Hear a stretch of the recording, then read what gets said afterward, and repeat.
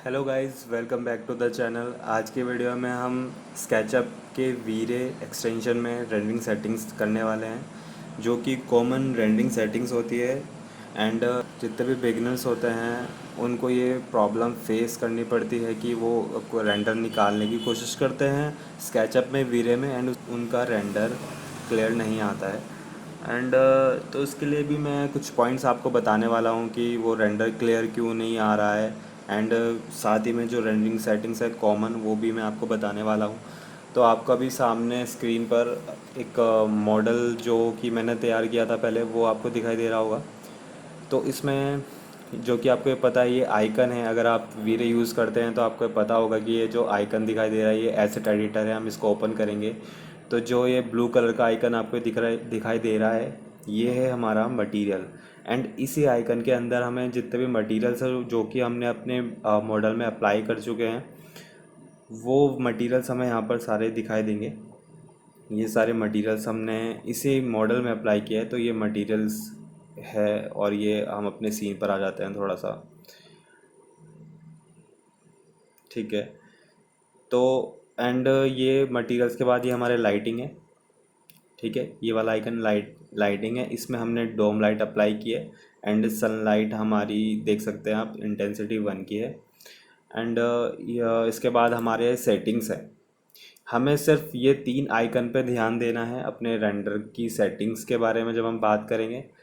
उसके साथ हम क्या करने वाले हैं कि जो ये हमारा स्केचअप में ही हमारा शेडो है, इसको भी हम चेंज करेंगे, क्योंकि शेडो का भी बहुत इंपॉर्टेंट रोल होता है लाइटिंग के अंदर, कि हमारा रेंडर किस तरह से रियलिस्टिक आ सकता है।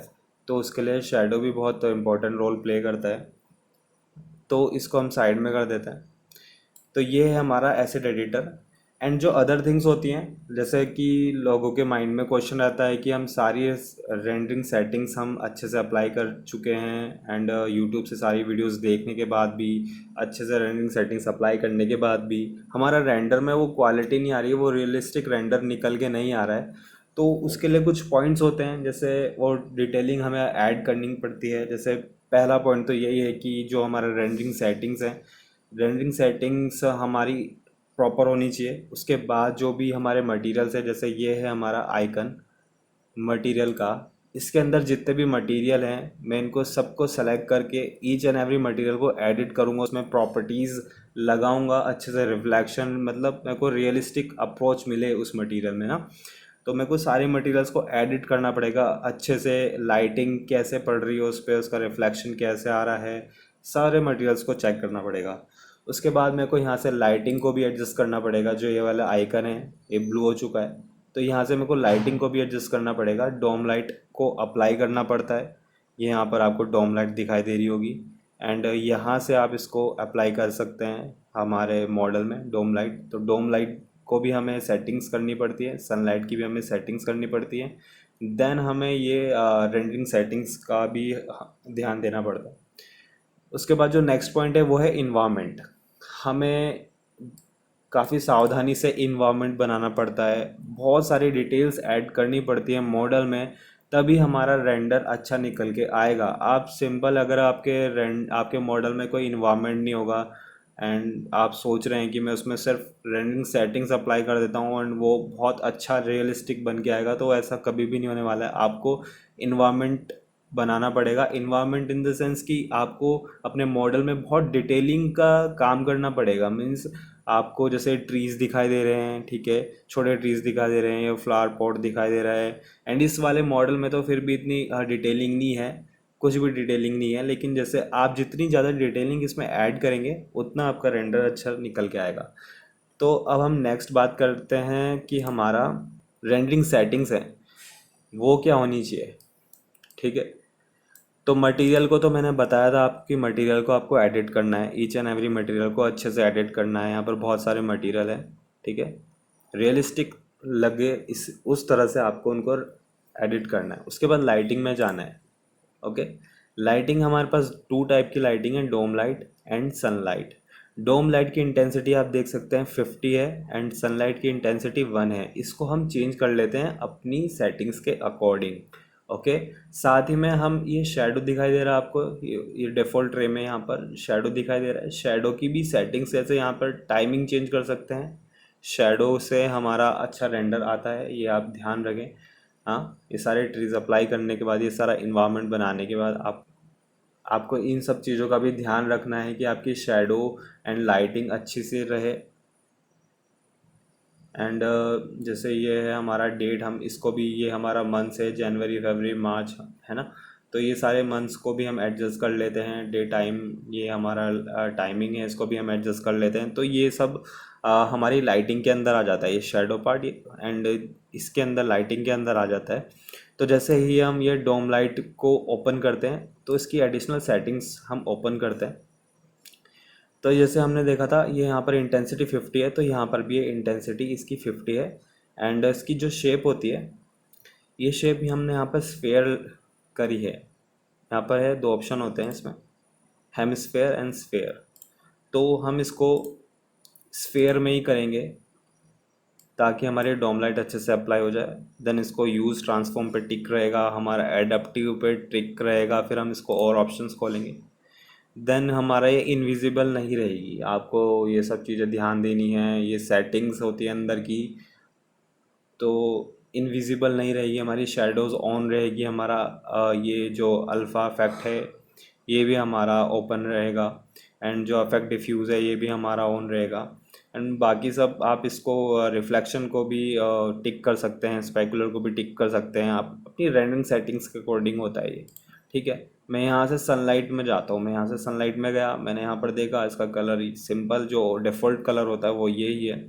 इंटेंसिटी मल्टीप्लायर इसकी सेटिंग्स में बाय डिफ़ॉल्ट 1 होता है, हम इसको चेंज कर लेते हैं। कुछ भी हम जैसे इसको मोस्टली, मैं मोस्ट ऑफ द टाइम इसको 0.5 या फिर 0.6 कर देता हूँ, ऐसे ही कुछ भी। ताकि बस मेरा मेन मोटिव है कि मेरा रेंडर में रियलिस्टिक अप्रोच है। ओके। देन मैं साइज़ मल्टीप्लायर इसको मैं 5+ ही रखता हूँ हमेशा, मतलब ए साइज़ मल्टीप्लायर में थोड़ी सी फाइननेस को डिक्रीज़ करने के लिए मैं इसको थोड़ा सा 5+ में ही रखना प्रेफर करता हूँ। देन ये मॉडल है, इसको ओजोन है। ठीक है, यहाँ पर स्काई में यहाँ पर स्काई में जैसे जाते हैं तो स्काई के भी काफ़ी सारे मॉडल हैं, है ना। यहाँ से हम ओजोन को भी चेंज कर सकते हैं, इसको 0.35 के अप्रॉक्स रखना सही रहता है। तो ये लाइटिंग है, ठीक है, लाइटिंग की सेटिंग्स है। एंड देन हम आते हैं यहाँ से अपनी रेंडरिंग की जो सेटिंग्स हमें रखनी है वो क्या होंगी। ठीक है, रेंडरिंग भी हमारी 2-3 टाइप की होती है। ठीक है, जैसे ये है हमारा इंटरेक्टिव रेंडरिंग, ठीक है, ये हमारा क्लाउड रेंडरिंग। ओके, और ये हमारा मेन, जो हमारा मेन रेंडर होता है जिसमें स्टैटिक हो जाती है चीज़ें, वो यही वाला रेंडर है हमारा। तो सबसे पहले हम रेंडर में जाएंगे। देन हमारा, अगर हमें स्टैटिक वाला जो मेन हमें फाइनल रेंडर करना है उसकी सेटिंग्स है ये। ठीक है, तो ये हम रेंडर में जाएंगे, यहाँ पे इंजन में सीपीयू रहेगा हमारा।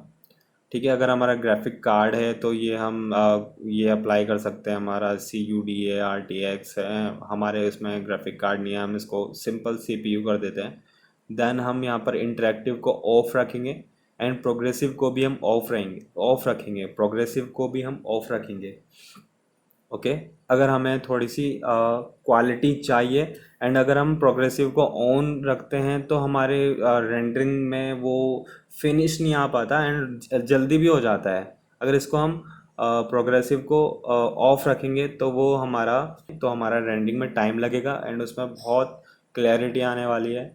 एंड क्वालिटी को हम कुछ भी नहीं करेंगे, जो भी हमारा यहाँ पर लो है तो लो रहने दीजिए, यहाँ पर हाई है तो हाई रहने दीजिए, क्योंकि हम नेक्स्ट जो सेटिंग करेंगे क्वालिटी अपने आप एडजस्ट हो जाती है। अपडेट इफेक्ट्स में कुछ नहीं करना है, डिनोइसर में हमें वीरे को ऑन कर देना है। ठीक है, फिर यहाँ से हम कैमरे में कुछ सेटिंग्स नहीं करने वाले हैं क्योंकि ये इतना अफेक्ट नहीं करता है।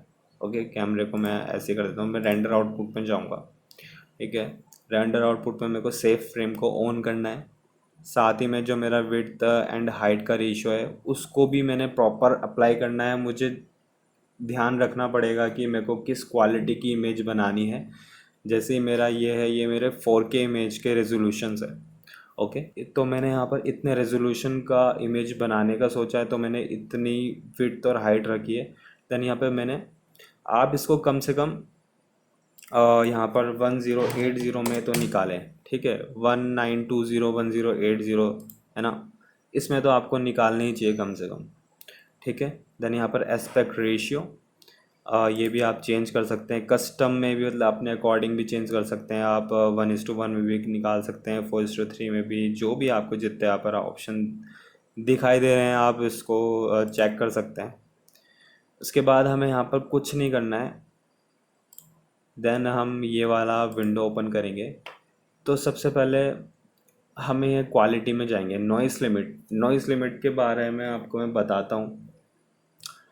कम से कम आपको रखनी होती है नॉइस लिमिट, मतलब मीन्स आपकी जो इमेज बनने वाली है उसमें नॉइस नहीं होनी चाहिए, है ना। तो ज़्यादा से ज़्यादा आप इसको करिए 0.01, यानी 1% आपकी नॉइस लिमिट होनी चाहिए। एंड इसको जितनी आप कम रखेंगे रेंडर होने में उतना टाइम लगेगा, एंड क्वालिटी भी उतनी इम्प्रूव होती जाएगी। ओके, तो जैसे ही मेरा ये प्रोग्रेसिव है, यहाँ से मेरा ये प्रोग्रेसिव ऑफ है, तो मेरे बकेट साइज़ ये सब मेरे को विजिबल हो रहे हैं कि मेरा बकेट का साइज़ कितना होगा, एंड इसकी मिनिमम सब डिविजन्स क्या होंगी, मैक्सिमम सब डिविजन्स क्या होंगी। तो ये मेरा बाय डिफ़ॉल्ट ओके है। तो मैं इसको 0.01 करता हूँ मैक्सिमम, एंड इसको मैं 0.003 भी कर लेता हूँ। ठीक है, तो ये और छोटी वैल्यू है, तो ये और अच्छा रेंडर यहाँ से निकल के आ जाएगा। ओके, देन यहाँ से मेरे को बाकी कुछ नहीं छेड़ना है, यहाँ पर जाना है मेरे को ग्लोबल इल्यूमिनेशन में। ठीक है, यहाँ से मेरे को इसको ऑन ही रखना है, ये ऑफ होगा तो इसको ऑन रखना है। ठीक है, इसको ओपन करना है। तो यहाँ से जो हमारी प्राइमरी रेज है सबसे पहले, ठीक है, ये बाय डिफ़ॉल्ट यहाँ पर ब्रूट फोर्स रहती है ना। ये प्राइमरी रेज यहाँ पर हमको चेंज करनी है, इरेडियंस मैप में करना है, एंड सेकेंडरी रेज हमारी लाइट कैश में रहेगी। ओके, तो इसके बाद हमें कोई और ऑप्शंस नहीं दिखाई दे रहे हैं तो हमें यहाँ से और ऑप्शंस खोलने पड़ेंगे। जैसे मैं और ऑप्शंस खोलता हूँ तो मेरे को और सारे ऑप्शंस दिखाई दे जाते हैं। तो उसके नीचे हमें यहाँ पर ये जो हमारा अनदर सेटिंग्स का एक एस्पेक्ट है वो है एम्बिएंट ऑक्लूजन। देन हम इसको भी ऑन रखेंगे। ठीक है, जैसे ऑफ आपको ऐसे मिलता है, अगर इसको ऑफ मिलता है आपको ऐसे, तो इसको ऑन करिए। एंड इसमें आपको कोई सेटिंग्स करने की ज़रूरत नहीं है, ये रेडियस एंड ऑक्लूजन अमाउंट सही सही है इसका ऑटोमेटिकली। देन इसके बाद हमें सिर्फ जो करने की ज़रूरत है, इसको यहाँ से ऑफ़ करेंगे। तो यहाँ से हमें कुछ नहीं करना है, वॉल्यूमेट्रिक इन्वायरमेंट ये सब ज़्यादा इन सब चीज़ों के चक्कर में नहीं पड़ना है। ठीक है, यहाँ से आप डिनॉइसर में जाएं। डिनॉइसर में इसको ऑन, जैसे ऑफ तो होगा नहीं है ना, हमने यहाँ से ऑन कर दिया है। ठीक है, यहाँ से हम जैसे वीरे को ऑन कर देंगे तो ऑटोमेटिकली ऑन रहेगा। तो यहाँ से इंजन में डिनॉइसर है हमारा, वीरे का डिनॉइसर रहेगा। अगर आपके उसमें ग्राफिक कार्ड है तो एनवीडिया एआई रहेगा आपका, यहाँ से भी आप इसको सेलेक्ट कर सकते हैं। तो वीरे डिनॉइसर रहेगा, ऐसे प्रीसेट में माइल्ड में हमारा रहेगा। ठीक है, यहाँ से स्ट्रॉन्ग नहीं करना है, स्ट्रॉन्ग कर देंगे आप तो आपका रेंडर बहुत टाइम लगाएगा। यहाँ से डिफ़ॉल्ट में रहता है, ऐसे रहता है, ये हमारा डिनॉइसर डिफ़ॉल्ट में रहता है, तो हम यहाँ से इसको माइल्ड कर देंगे। तो ये रही हमारी फाइनल रेंडरिंग सेटिंग्स। एंड जो कि मैंने आपको पॉइंट्स बताए थे, रेंडरिंग सेटिंग्स को मेंटेन करना है, जो मैंने आपको रेंडरिंग सेटिंग्स बताई है, मटेरियल को एडिट करना है अच्छे से, एंड लाइटिंग को, शैडो को ढंग से रखना है, आपको मेंटेन करके चलना है। इंटरेक्टिव रेंडर में आप देखते चलेंगे कि ये आपको रेंडरिंग कैसे मिल रही है। एंड मेन थिंग क्या बचती है लास्ट में, कि आपको इन्वायरमेंट अच्छे से क्रिएट करना है। तो ये है आज की वीडियो में कि आपको अच्छा रेंडर कैसे निकालना है। ठीक है, अगर इसके बाद भी आपका रेंडर अच्छा नहीं निकल के आता है तो आप मुझे कमेंट में बता सकते हैं, मैं और डिटेल में आपको समझाऊंगा नेक्स्ट वीडियो में। सो गाइस, जो भी अभी हमने रिसेंटली रेंडर सेटिंग सीखी थी, उस रेंडर सेटिंग से जो मैंने रेंडर निकाला था, उसका एक ये रेंडर आपको दिखाई दे रहा होगा अपनी स्क्रीन पर। तो आप भी ऐसा रेंडर निकाल सकते हैं, और इससे भी बढ़िया रेंडर आप निकाल सकते हैं। वो सेटिंग्स आपको ध्यान रखनी है, प्लस आपको इन्वामेंट, जो मैंने इन्वामेंट इस वीडियो में बनाया ना, इस मॉडल में बनाया ना, आपको इससे भी अच्छा इन्वामेंट बनाना है, और मटेरियल ऐड करने हैं, एडिटिंग करनी है मटेरियल में, एंड अपने इन्वामेंट को, मेन थिंग इज़ अपने इन्वामेंट को अच्छे से अच्छा बनाना है, हर एक डिटेल्स में ऐड करनी है, तो वैसे ही आपका रेंडर अच्छा बन के आएगा। अगर आपको वीडियो पसंद आती है तो वीडियो को लाइक करें, कमेंट करें, शेयर करें एंड मेरे चैनल को सब्सक्राइब करें। चलो आज की वीडियो में बस इतना ही है। Thank you.